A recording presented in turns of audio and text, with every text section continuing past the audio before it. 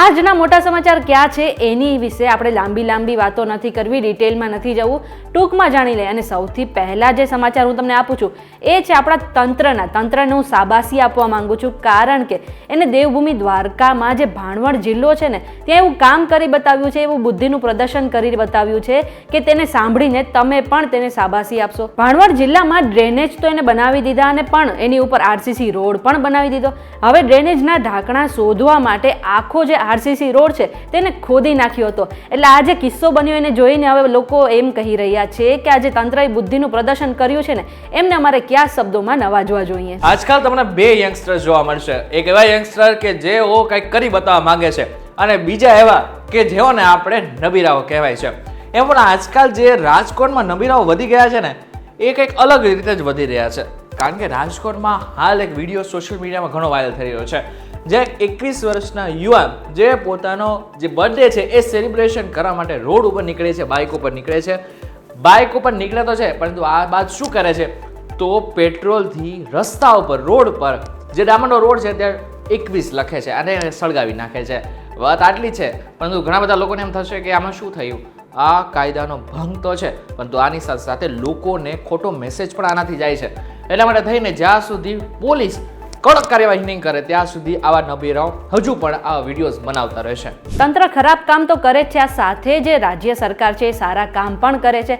આજે રાજ્ય સરકારે મારી યોજના 2.0 જે પોર્ટલ છે લોન્ચ કર્યું છે. હવે આ પોર્ટલમાં શું મળશે તો આ પોર્ટલમાં 680 જેટલી સરકારી યોજના છે એ બધી જ માહિતી તમને એક પોર્ટલ પર એટલે કે એક ક્લિક ઉપરથી મળી રહેશે. એટલું જ નહીં, આ યોજના તમને દરરોજના જીવનમાં કામ પણ આવશે એવી પણ હશે અને તમને જે સરકાર મદદ કરે છે, પૈસાની મદદ કરે છે કે કોઈ આર્થિક રીતે બીજી રીતે મદદ કરે છે એ વિશેની બધી જ માહિતી તમને આ એક પોર્ટલ પર મળી રહેશે.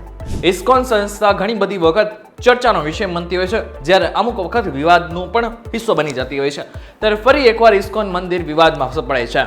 અમદાવાદના સેટેલાઇટ વિસ્તારમાં આવેલું ઇસ્કોન મંદિરના પૂજારી ઉપર એક પરિવારની દીકરીને બ્રેઇન વોશ કરવાનો આરોપ લગાવવામાં આવ્યો છે. એક દીકરી કે જે હમણાં પરિણીત થઈ છે, પરંતુ પરિવારે એવો આરોપ મૂક્યો છે કે ઇસ્કોનના જે પૂજારી છે એમના કહેવાને કારણે દીકરી બ્રેઇન વોશ થઈ અને બ્રેઇન વોશ થયા બાદ જે પૂજારી છે એમને જેમની સાથે લગ્ન કરવાનું કહ્યું ને દીકરીએ એની સાથે જ લગ્ન કર્યા છે. જોકે દીકરીને જ્યારે આ વાત ખબર પડી ને ત્યારે દીકરીએ વિડીયો સોશિયલ મીડિયામાં પોતે પણ વાયરલ કર્યો છે, જેમાં એમ કહે છે કે મને માતા પિતા તરફથી ધમકી મળી રહી છે અને પોતે મરજીથી જ લગ્ન કર્યા છે. ફિલ્મોમાં આપણે ઘણા મિત્રોના મિત્રતાના કિસ્સાઓ જોયા છે, જેમ કે જય વીરુની મિત્રતા, અને આપણા રાજ્યમાં એક મિત્રતાનો કિસ્સો જાહેર છે એ છે પોલીસ અને બુટલેગરની મિત્રતા. હવે પોલીસની જે ખાખી વર્દીમાં દાગ લગાડતો એક કિસ્સો સામે આવ્યો છે.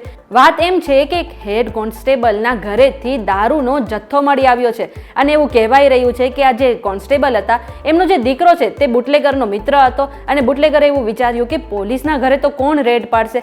આમ વિચારીને 31નો જે દારૂનો જથ્થો હતો એ પોલીસના ઘરે જ છુપાડી દીધો હતો. જો કે પકડાઈ ગયો છે અને કહેવાય રહ્યું છે કે 3 લાખથી વધારેનો માલ પોલીસના ઘરેથી મળી આવ્યો છે. આ વિશે તમારું શું કહેવું છે એ પણ કહેજો. દિલ્હીમાં એક એવી ઘટના સામે આવી કે જે જાણીને કદાચ તમારા રૂવાડા ઊભા થઈ જશે. દિલ્હીના રેલવે વિભાગની એક બિલ્ડિંગની સામે એક વ્યક્તિએ આત્મવિલોપન કરવાની કોશિશ કરી છે.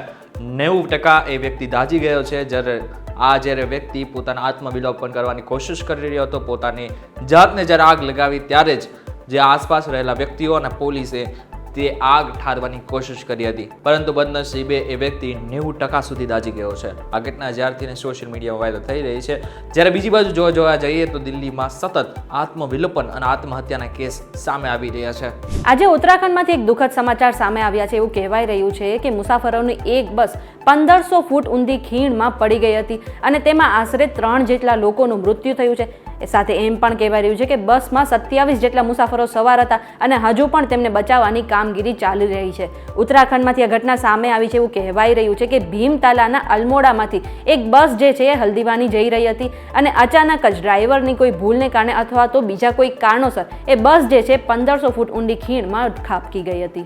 હવે વાત કરી લે ધરતીના સ્વર્ગ એટલે કે જમ્મુ કાશ્મીરની. જમ્મુ કાશ્મીરમાં છેલ્લા ઘણા સમયથી હિમવર્ષા થઈ રહી છે. ત્યારે અત્યારની જો વાત કરવામાં આવે તો ડોડા જિલ્લાના બદરવામાં જે તાપમાન પર્વત છે ત્યાં મોટા ભાગના વિસ્તારોમાં -ડિગ્રી તો તાપમાન પહોંચી ગયું, પરંતુ બધી જ જગ્યાએ તમને અત્યારે સફેદ ચાદર હોય ને એવું લાગી રહ્યું છે. આ સાથે અત્યારે મોટા ભાગના મુસાફરો ત્યાં પહોંચી પણ રહ્યા છે. માતા વૈષ્ણો દેવીના મંદિર સુધી આવેલા લોકો હિમવર્ષાનો અનુભવ કરવા ભદરવા પહોંચી રહ્યા છે. હાલ નાતાલનો પર્વ ચાલી રહ્યો છે. હવામાન વિભાગે 27-31 ડિસેમ્બર સુધી હિમવર્ષાની આગાહી કરી છે. ત્યારે સહેલાણીઓની સંખ્યામાં પણ વધારો થયો છે. અને આ સાથે જે લોકો ત્યાં સ્થાનિક છે એ લોકો માટે પણ ખુશીના સમાચાર એ છે કે એકચ્યુઅલમાં હવે તેમનો જે ધંધો કે વેપાર છે એ આગળ વધશે. કઝાકિસ્તાનમાંથી એક મોટા સમાચાર સામે આવ્યા છે કે ત્યાં એક પેસેન્જર પ્લેન જે છે ક્રેશ થઈ ગયું છે. એવું કહેવાય રહ્યું છે કે પેસેન્જર પ્લેનમાં આશરે 67 જેટલા લોકો સવાર હતા અને તેમાંથી 42 જેટલા લોકો મૃત્યુ પામ્યા છે. સાથે એમ પણ કહેવાય રહ્યું છે કે આ જે દુર્ઘટના છે એક પક્ષીને કારણે થઈ હતી. પ્લેન જ્યારે લેન્ડ થઈ રહ્યું હતું ત્યારે આ પક્ષી તેના એન્જિનમાં જઈને ટકરાયું હતું અને તેના કારણે ઓક્સિજન સિલિન્ડરમાં બ્લાસ્ટ થઈ ગયો હતો. સાથે એમ પણ કહેવાય રહ્યું છે કે પ્લેન ક્રેશ થયું તેની પહેલા એની અંદર જેટલા પણ પેસેન્જર હતા એ લગભગ બધા બેભાન થઈ ગયા હતા. હમણાં મેં તમને જમ્મુ કાશ્મીરની વાત કરી. જમ્મુ કાશ્મીરમાં હિમવર્ષાને કારણે લોકો કેટલા ખુશ છે. મુસાફરો ત્યાં પહોંચી રહ્યા છે, સહેલાણીઓ ત્યાં પહોંચી રહ્યા છે. પરંતુ જો ઇટલીની વાત કરીએ તો ત્યાં ઇટલીમાં બરફ વર્ષાને કારણે જનજીવન અસ્તવ્યસ્ત થઈ ગયું છે. 6 ફૂટ જેટલી બરફની જે ચાદર છે એ છવાઈ ગઈ છે, જેના કારણે ત્યાં રહેતા જેટલા પણ લોકો છે એને ઘણું સહન કરવું પડી રહ્યું છે. આ સાથે જ અબ્રુઝોમાં આવેલા કેમ્પાડીઝીઓમાં ભારે હિમવર્ષા થઈ. સતત થઈ રહેલી હિમવર્ષાને કારણે લોકોને બહાર નીકળવામાં તકલીફ પડી રહી છે. જોકે હજુ એમ પણ માનવામાં આવી રહ્યું છે કે આ વરસાદ એટલે કે જે હિમવર્ષા છે ને હજુ પણ આગળ યથાવત રહેશે. ત્યારે આ બાબતને લઈને તમારું શું કહેવું છે અમને કમેન્ટ કરીને ચોક્કસ કહેજો. વિડીયો થકી જો તમને કોઈ ઇન્ફોર્મેશન મળી હોય તો વિડીયોને લાઈક અને શેર જરૂરથી કરજો. તો આવા જ ઇન્ફોર્મેટિવ વિડીયોઝ માટે VTV Gujarati.com ની અમારી ચેનલને એકવાર સબસ્ક્રાઇબ કરી નાખજો.